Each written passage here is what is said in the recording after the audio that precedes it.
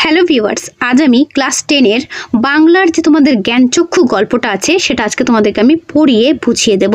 ঠিক আছে? তো দেখো, জ্ঞানচক্ষু লেখিকা আশাপূর্ণা দেবী।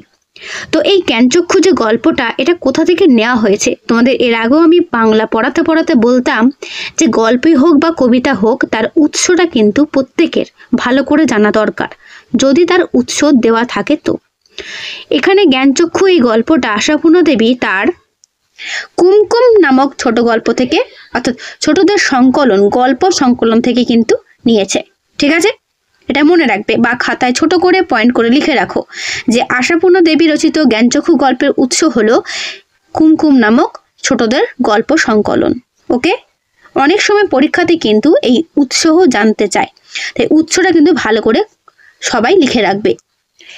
এই আশাপূর্ণা দেবী, এই যে লেখিকা, তার এই জ্ঞানচক্ষু গল্পটিতে একটা শিশু মনের অনুভূতি জগতের এক অদ্ভুত ছবি ফুটিয়ে তুলেছেন।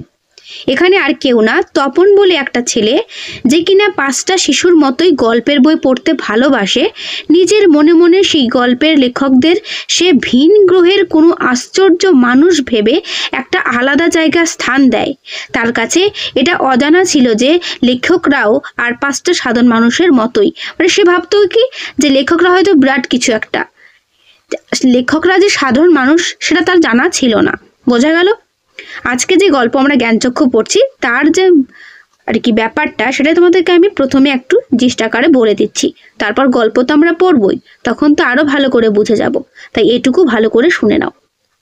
কি বললাম? তপনের মনে হতো যে লেখকরা কিন্তু যে আর 5টা সাধারণ মানুষ সেটা তার কিন্তু জানা ছিল না। কিন্তু তার ছোট মাসির বিয়ের পর তপন যখন জানতে পারে তার নতুন মেসোমশাই একজন সত্যিকারের লেখক, তখন তার স্বপ্নের লেখক ক্রমশ বাস্তবে নেমে আসে। জলজ্যান্ত লেখককে সামনাসামনি দেখে এই প্রথম তপন বুঝতে পারে লেখকরা আসলে তার বাবা, কাকা, মামাদের মতোই সাধারণ মানুষ। তার জ্ঞানচক্ষু খুলে যায়। তাহলে এই হচ্ছে জ্ঞানচক্ষু গল্পের মূল বিষয়বস্তু। ঠিক আছে? সেটা আমরা গল্প পড়ে আরো ভালো বুঝতে পারবো। তো চলো শুরু করছি। শুরু করার আগে একটা কথা বলবো, তোমরা কিন্তু অবশ্যই আমার গল্পটা পড়াকালীন নিজেদের পাঠ্য বইটা খুলে বসবে এবং গল্পটা ভালো করে দেখে নেবে। ঠিক আছে? দেখো, বাংলা এমনই একটা সাবজেক্ট, যদি গল্পটা ভালো করে বুঝতে পারো, কোনো প্রশ্নই তোমাদের উত্তর মুখস্থ করতে হবে না। প্রত্যেকটা প্রশ্নের উত্তর তোমরা নিজেরাই নিজের মতো করে আরো ভালো করে গুছিয়ে লিখতে পারবে। তাই প্রত্যেককে বলবো ভিডিওটা প্রথম থেকে শেষ পর্যন্ত দেখতে, স্কিপ না করতে। ঠিক আছে? চলো। কথাটা শুনে তপনের চোখ মার্বেল হয়ে গেল। অর্থাৎ কিছু একটা কথা শুনেছে তপন, যেটা শুনে তপনের চোখ বড় বড় হয়ে গেল। নতুন মেসোমশাই মানে যার সঙ্গে এই কদিন আগে তপনের ছোট মাসির বিয়ে হয়ে গেল, দেদার ঘটাপটা করে তিনি নাকি বই লেখেন। সেসব বই নাকি ছাপাও হয়। অনেক বই ছাপা হয়েছে মেসোর। তার মানে তপনের নতুন মেসোমশাই একজন লেখক, সত্যিকার লেখক। জলজ্যান্ত একজন লেখককে এত কাছ থেকে মানে কখনো দেখেনি তপন। দেখা যায় তাই জানতো না। মানে এত কাছ থেকে যে কোনো লেখককে দেখা যায়, এই বিষয়টা তপনের কিন্তু জানা ছিল না। লেখকরা যে তপনের বাবা, ছোট মামা, মেজো কাকুর মতো মানুষ হয়, এই বিষয়ে সন্দেহ ছিল তপনের। অর্থাৎ তপন অন্য কিছু ভাবতো। কিন্তু নতুন মেসোকে দেখে জ্ঞানচক্ষু খুলে গেল তপনের। এই লাইনটা আন্ডারলাইন করবে, ভেরি ভেরি ইম্পর্টেন্ট। তোমাদের পরীক্ষাতে কিন্তু এরকম লাইন তুলেই প্রশ্ন দেবে যে তপনের জ্ঞানচক্ষু খুলে গেল কিভাবে, এরকম করে প্রশ্ন দেবে। তাই এগুলো ভালো করে মার্ক করে রাখবে। আশ্চর্য, কোথাও কিছু উল্টো পাল্টা নেই, অন্যরকম নেই, একেবারে নিছক মানুষ। সেই ওদের মতোই দাড়ি কামানো, সিগারেট খান, খেতে বসি আরে ব্যাস এত কখনো খাওয়া যায় বলে অর্ধেক তুলিয়ে দেন, চানের সময় চান করেন, ঘুমের সময় ঘুমন। তাছাড়া ঠিক ছোট মামাদের মতোই খবরের কাগজে সব কথা নিয়ে প্রবলভাবে গল্প করেন, তর্ক করেন, আর শেষ পর্যন্ত এদেশের কিছু হবে না বলে সিনেমা দেখতে চলে যান, কি বেড়াতে বেরোন সেজেগুজে। মামার বাড়িতে এই বিয়ে উপলক্ষেই এসেছে তপন, আর ছুটি আছে বলেই রয়ে গেছে। ওদিকে মেসোরও না কি গরমের ছুটি চলছে, তাই মেসো শ্বশুরবাড়িতে এসে রয়েছেন কদিন। তাই অহরহই জলজ্যান্ত একজন লেখককে দেখবার সুযোগ হবেই তপনের। আর সেই সুযোগেই দেখতে পাচ্ছে তপন লেখক মানে কোনো আকাশ থেকে পড়া জীব নয়, তপনদের মতোই মানুষ। তবে তপনেরই বা লেখক হতে বাধা কি? মেসোমশাই কলেজের প্রফেসর, এখন ছুটি চলছে, তাই সেই সুযোগে শ্বশুর বাড়িতেই রয়ে গেছেন কদিন। আর সেই সুযোগেই দিব্যি একখানি দিবানিদ্রা দিচ্ছিলেন। ছোট মাসি সেই দিকে ধাবিত হয়। তপন অবশ্য না করে প্রবল আপত্তি তোলে, কিন্তু কে শোনে তার কথা? ততক্ষণে তো গল্প ছোট মেশোর হাতে চলেই গেছে। হইচই করে দিয়ে দিয়েছে ছোট মাসি তার ঘুম ভাঙিয়ে। তপন অবশ্য মাসির এই হইচইতে মনে মনে পুলকিত হয়, অর্থাৎ আনন্দিত হয়। মুখে আ করলেও হয়, কারণ লেখার প্রকৃত মূল্য বুঝলে নতুন মেশোই বুঝবে। রত্নের মূল্য জহুরির কাছেই। এটা আন্ডারলাইন করবে, ঠিক আছে? এই লাইনের মধ্যে কি বলতে চেয়েছে কেবলমাত্র গুণী ব্যক্তি অপরের গুণের কদর করতে পারে। তাই তপনের লেখা গল্পের প্রকৃত সংস্কার যদি কেউ করে থাকেন, তবে তিনি তার লেখক মেসোমশাই হবেন। বোঝা গেল? এই জন্য লাইনটা তিনি বলেছেন। একটু পরেই ছোট মেশো ডেকে পাঠান তপনকে, এবং বোধ করি নতুন বিয়ের শ্বশুরবাড়ির ছেলেকে খুশি করতেই বলে ওঠেন, তপন, তোমার গল্প তো দিব্যি হয়েছে, একটু কারেকশন করে করে দিলে ছাপতে দেওয়া চলে। তপন প্রথমটা ভাবে ঠাট্টা, কিন্তু যখন দেখে মেশোর মুখে করুণার ছাপ, তখন আহ্লাদে কাঁদো কাঁদো হয়ে যায়। তা বলে, বাপু তুমি ওর গল্পটা ছাপিয়ে দিও, মাসি বলে। মেশোর উপযুক্ত কাজ হবে সেটা। মেশো তেমনি করুণার মূর্তিতে বলেন, তা দেওয়া যায়, আমি বললে সন্ধ্যা তারা সম্পাদক না করতে পারবে না। তাহলে কোন সম্পাদক, কোথাকার, কোন পত্রিকার? সন্ধ্যা তারা পত্রিকার। ঠিক আছে, ঠিক আছে, তখন তোমার গল্প আমি ছাপিয়ে দেব। বিকেলে চায়ের টেবিলে ওঠে কথাটা, আর সবাই তপনের গল্প শুনে হাসে। কিন্তু মেশো বলেন, না না, আমি বলছি, তপনের হাত আছে, চোখও আছে, নচেত এই বয়সে ছেলে মেয়েরা গল্প লিখতে গেলেই তো হয় রাজারানীর গল্প লেখে, নয়তো খুন জখম অ্যাক্সিডেন্ট, অথবা না খেতে পেয়ে মরে যাওয়া, এইসব মাল মশলা নিয়ে বসে। তপন যে সেই দিকে যায়নি, শুধু ওর ভর্তি হওয়ার দিনের অভিজ্ঞতা আর অনুভূতির বিষয় নিয়ে লিখেছে। এটা খুব ভালো, ওর হবে। তপন বিহ্বল দৃষ্টিতে তাকায়, তারপর ছুটি ফুরলে মেশো গল্পটি নিয়ে চলে গেলেন। তপন কৃতার্থ হয়ে বসে বসে দিন গোনে। এই কথাটাই ভাবছে তপন রাত দিন। ছোটবেলা থেকেই তো রাশি রাশি গল্প শুনেছে তপন, আর এখন বস্তা বস্তা পড়ছে। কাজেই গল্প জিনিসটা যে কি সেটা জানতে তো বাকি নেই। শুধু এইটাই জানা ছিল না, সেটা এমনই সহজ মানুষই লিখতে পারে। অর্থাৎ তপনের কিন্তু এই বিষয়টাই অজানা ছিল, কি যে লেখক একটা সাধারণ মানুষই হয়, অন্য কিছু নয়। নতুন মেশোকে দেখে জানলো সেটা। তবে আর পায় কে তপনকে? দুপুরবেলায় সবাই যখন নিথর, তখন তপন আস্তে একটি খাতা, হোম টাস্কের খাতা আর কি, বিয়ে বাড়িতেও যেটি মা না আনিয়ে ছাড়েননি, আর কলমটি নিয়ে 3 তলা সিঁড়িতে উঠে গেল। আর তোমরা বিশ্বাস করবে কিনা জানি না, এক আসনে বসে লিখেও ফেললো আস্ত একটা গল্প। লেখার পর যখন পড়ল, গায়ে কাটা দিয়ে উঠল তপনের, মাথার চুল খাড়া হয়ে উঠল। এ কি ব্যাপার? এ যে সত্যিই হুবহু গল্পের মতোই লাগছে। তার মানে সত্যিই একটা গল্প লিখে ফেলেছে তপন। তার মানে তপনকে এখন লেখক বলা চলে? হঠাৎ ভয়ানক একটা উত্তেজনা অনুভব করে তপন, আর দুধ দাঁড়িয়ে নিচে নেমে আসে। ছোট মাসিকেই বলে বসে, ছোট মাসি, একটা গল্প লিখেছি।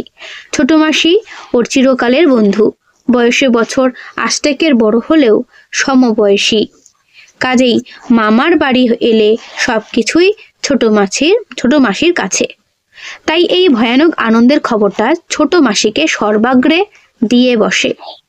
তবে বিয়ে হয়ে ছোট মাসি যেন একটু মুরব্বি হয়ে গেছে। তাই গল্পটা সবটা না পড়েই একটু চোখ বুলিয়েই বেশ পিঠ চাপড়ানো সুরে বলে, ও মা, এ তো বেশ লিখেছিস রে, কোনখান থেকে টুকলিফাই করিসনি তো? অর্থাৎ কোনো কিছু থেকে দেখে সেটাকে টুকলি করিসনি তো, এটা বলতে চাইছে। আহ ছোট মাসি, ভালো হবে না বলছি। আরে বাবা, খেপছিস কেন? জিজ্ঞেস করছি, বই তো নয়। রোজ তোর মেসোমশাইকে দেখাই, কিন্তু গেলেনি যে। কোথায় গল্পের সেই ৮-৬০ ছাপার অক্ষরে গাঁথা চেহারাটি, যার জন্যে হাঁ করে আছে তপন মামার বাড়ি থেকে বাড়িতে চলে এসেও। এদিকে বাড়িতে তপনের নাম হয়ে গেছে কবি, সাহিত্যিক, কথাশিল্পী, আর উঠতে বসতে ঠাট্টা করছে তোর হবে, হা বাবা তোর হবে। তবু এইসব ঠাট্টা তামাশার মধ্যেই তপন আরও ২-৩টে গল্প লিখে ফেলেছে। ছুটি ফুরিয়ে এসেছে, হোম টাস্ক হয়ে ওঠেনি, তবু লিখছে, লুকিয়ে লিখছে, যেন নেশায় পেয়েছে। তারপর ছুটি ফুরলো, রীতিমতো পড়া শুরু হয়েছে। প্রথম গল্পটি সম্পর্কে একেবারে আশা ছাড়া হয়ে গেছে, বিষণ্ণ মন নিয়ে বসে আছে। এমন সময় ঘটল সেই ঘটনা। ছোট মাসি আর মেসো একদিন বেড়াতে এলো, হাতে এক সংখ্যা সন্ধ্যা তারা। কেন হেতু সন্ধ্যা তারা নিয়ে? কেন? বুকের রক্ত ছলকে ওঠে তপনের। অর্থাৎ সন্ধ্যা তারা আর কিছু নয়, সন্ধ্যা তারা হচ্ছে পত্রিকা। তোমরা এর আগেও শুনেছ। তবে কি সত্যি তাই? সত্যি তপনের জীবনের সবচেয়ে সুখের দিনটি এলো আজ? কিন্তু তাই কি সম্ভব? সত্যিকার ছাপার অক্ষরে তপন কুমার রায়ের লেখা গল্প হাজার হাজার ছেলের হাতে হাতে ঘুরবে? অর্থাৎ এই সব কথা তপন ভাবছে মেশোর হাতে ওই পত্রিকাগুলো দেখে। পৃথিবীতে এমন অলৌকিক ঘটনাও ঘটে? তা ঘটেছে, সত্যি ঘটেছে। সূচিপত্র নাম রয়েছে। প্রথম দিন সে তপন কুমার রায়। সারা বাড়িতে শোরগোল পড়ে যায়। তপনের লেখা গল্প পত্রিকায় ছাপা হয়েছে, ওর লেখক মেশো ছাপিয়েছে। পত্রিকাটি সকলের হাতে হাতে ঘোরে। সকলেই একবার করে চোখ বোলায় আর বলে, বারে চমৎকার লিখেছে তো। মেশো অবশ্য মৃদু মৃদু হাসেন, বলেন, এক আধটু কারেকশন করতে হয়েছে অবশ্য, নেহাত কাঁচা তো। মাসি বলে, তা হোক, নতুন নতুন অমন হয়। ক্রমশ ও কথাটাও ছড়িয়ে পড়ে, ওই কারেকশনের কথা। বাবা বলেন, তাই? তা নইলে ফট করে একটা লিখলো আর ছাপা হলো। মেজো কাকু বলেন, তা ওরকম একটি লেখক মেশো থাকা মন্দ নয়। আমাদের থাকলে আমরাও চেষ্টা করে দেখতাম। অর্থাৎ সবাই মেশোরই নাম করছে। অর্থাৎ মেশো যেহেতু কারেকশন করে দিয়েছে, এখন নামটা হচ্ছে কার? মেশোর। এটা শুনে তপনের কি ভালো লাগবে? তপনের নিশ্চয়ই ভালো লাগবে না। দেখো তারপর ছোট মাসি আত্মপ্রসাদের প্রসন্নতা নিয়ে বসে বসে ডিম ভাজা আর চা খায়। মেশো শুধু কফি। আজ আর অন্য কথা নেই, শুধু তপনের গল্পের কথা আর তপনের নতুন মেশোর মহত্বের কথা। বোঝা গেল? লিখেছে গল্প তপন আর কারেকশন করেছে, নাম হয়েছে মেশোর। উনি নিজে গিয়ে না দিলে আর কি সন্ধ্যা তারার সম্পাদক তপনের গল্প করে আঙুল দিয়ে ছুতো? অর্থাৎ যেহেতু তপনের মেশো এক লেখক, তিনি নিয়ে গেছেন বলেই কিন্তু তপনের গল্পটা ছাপানো হয়েছে, এটাই বলতে চেয়েছে। তপন যেন কোথায় হারিয়ে যায় এইসব কথার মধ্যে। গল্প ছাপা হলে যে ভয়ঙ্কর আহ্লাদটা হবার কথা, সে আহ্লাদ খুঁজে আর পায় না। অর্থাৎ সে যে নিজে লিখেছে, নিজের নামে যে হবে, সেটা তো হয়নি। সেই জন্য সেই আনন্দ আহ্লাদটা তপন আর খুঁজে পায়নি। বোঝা গেল? অনেকক্ষণ পরে মা বলেন, কই তুই নিজের মুখে একবার পড় তো তপন শুনি। বাবা, তোর পেটে পেটে এতক্ষণে বইটা নিজের হাতে পায় তপন। মা বলেন, কই পড়, লজ্জা কি, পড়, সবাই শুনি। তপন লজ্জা ভেঙে পড়তে যায়, কেশে গলা পরিষ্কার করে। কিন্তু এ কি, এসব কি পড়ছে তপন? এ কার লেখা? এর প্রত্যেকটি লাইন তো নতুন আনকরা, তপনের অপরিচিত। এর মধ্যে তপন কোথা? তার মানে মেশো তপনের গল্পটিকে আগাগোড়াই কারেকশন করেছেন, অর্থাৎ নতুন করে লিখেছেন নিজের পাকা হাতে কলমে। তার তপন আর পড়তে পারে না, বোবার মতো বসে থাকে। তারপর ধমক খায়, কিরে তোর যে দেখি পায়ার ভারী হয়ে গেল, সবাই শুনতে চাইছে তবু পড়ছিস না, নাকি অতি আহ্লাদে বাক্য হরে গেল? তপন গড়গড়িয়ে পড়ে যায়। তপনের মাথায় ঢোকে না সে কি পড়ছে, তবু ধন্যি ধন্যি পড়ে যায়। আর একবার রব ওঠে, তপনের লেখক মেশো তপনের গল্পটি ছাপিয়ে দিয়েছে। তপন বইটা ফেলে রেখে চলে যায়। তপন ছাতে উঠে গিয়ে শার্টের তলাটা তুলে চোখ মোছে। তপনের মনে হয় আজ যেন তার জীবনের সবচেয়ে দুঃখের দিন। আন্ডারলাইন করবে। কেন তা জানে না তপন, শুধু এই দুঃখের মুহূর্তে গভীরভাবে সংকল্প করে তপন, যদি কখনো লেখা ছাপতে দেয় তো তপন নিজে গিয়ে দেবে নিজের কাঁচা লেখা। ছাপা হয় হোক, না হয় না হোক, এটা সে ভাবে। বোঝা গেল? তপনকে যেন আর কখনো শুনতে না হয় অমুক তপনের লেখা ছাপিয়ে দিয়েছে। আর তপনকে যেন নিজের গল্প পড়তে বসে অন্যের লেখা লাইন পড়তে না হয়। তার চেয়ে দুঃখের কিছু নেই, তার থেকে অপমানেরও কিছু নেই। বোঝা গেল? অর্থাৎ এমনটাই হয়েছে তার সাথে। বোঝা গেল গল্পটা? তাহলে জ্ঞানচক্ষু কি? তপনের এই জ্ঞানচক্ষু তপনের খুলে গেল। তো জ্ঞানচক্ষু গল্পের এই হচ্ছে পুরো গল্পটা। তো আশা করি তোমরা প্রত্যেকে যে বা যারা আমার এই ভিডিওটা শুনছো গল্পটার পুরো বিষয়বস্তু বুঝে গেছো। ঠিক আছে? কেমন লাগলো গল্পটা আমাকে অবশ্যই কমেন্টে জানিও। আর যদি ভালো লেগে থাকে অবশ্যই একটা লাইক করো আর বন্ধুদের কাছে শেয়ার করে দিও। আজকে জ্ঞানচক্ষুর বিষয়টা এখানেই রাখলাম।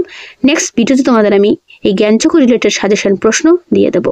তো আজকে এখানেই, দেখা হবে নেক্সট ভিডিওতে। ভালো থেকো সবাই।